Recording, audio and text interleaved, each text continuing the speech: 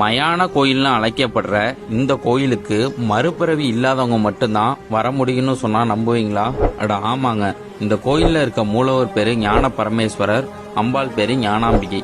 ஒவ்வொரு யுகம் தோன்றும் போதும் முடியும் போதும் சிவபெருமான் அனைத்து உயிரினங்களையும் அழிச்சிடுறாரு. அப்படி அழிக்கும் போது படைக்கும் கடவுளான பிரம்மாவையும் சேர்த்து அழிச்சிடுறாரு.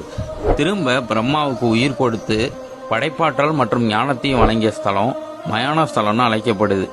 இன்னைக்கும் இங்க இருக்க சிவபெருமான் திருமேனியில பாம்பு வருவதாக கூறப்படுதுங்க. 1300 வருஷம் பழமையான இந்த கோயில்ல பராந்தக சோழன் முதல் பல்வேறு சோழ மன்னர்கள் காலத்தைச் சேர்ந்த 23 கல்வெட்டுகள் இருக்குங்க.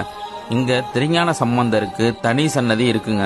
இந்த கோயில் எங்க இருக்குன்னு பாத்துக்கிட்டீங்கன்னா, கும்பகோணம் டு குடவாசல் போற வழியில அத்திக்கடைக்கு பக்கத்துல திருமையானம் எனும் ஊரில் உள்ளது. இதே மாதிரி கோவில் தகவல் தெரிஞ்சுக்க நம்ம சேனலை ஃபாலோ பண்ணுங்க. இந்த தலத்தை இறைவனை வணங்குறவங்களுக்கு மறுபிறவி இல்லைங்கிறது சம்பந்தனுடைய வாக்கு.